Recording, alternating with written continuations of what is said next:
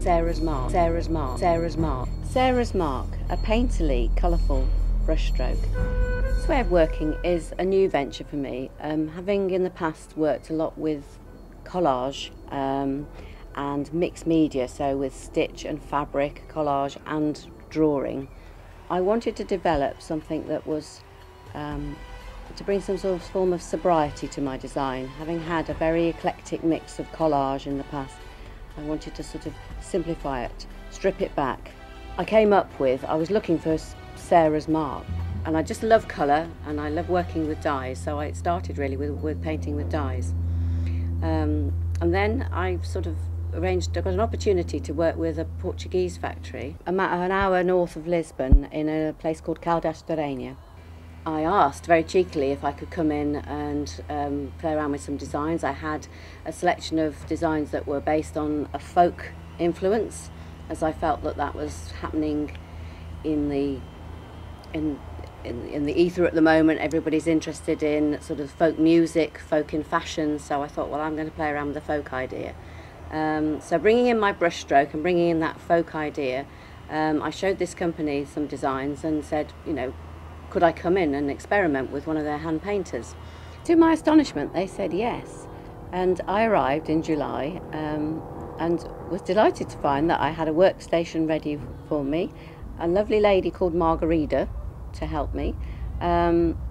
Initially I was painting onto the ceramics, but I'm used to painting either with watercolour or dyes, which is something that you can sort of push and play with the colour.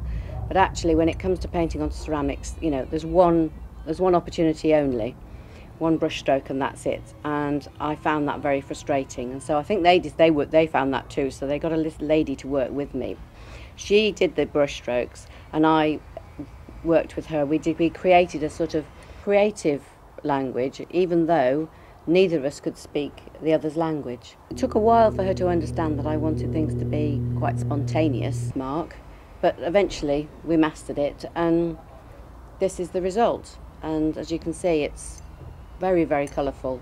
I wanted to have this sort of randomness and it to look like somebody had sort of sketchily brush stroked and created this sort of nice, fun ceramics for, you know, outdoor dining. Or because of Margarita, that one of my ranges is called Bonita, because every time I opened my sketchbook she said Bonita, Bonita.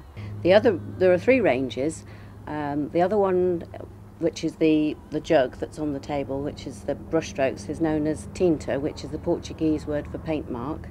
And then I have a range that's influenced by a folk influence of it's called Ladies Loves Windmill, and it has windmills and ladies and hearts, and has that sort of very folk essence, sort of like it tells a story.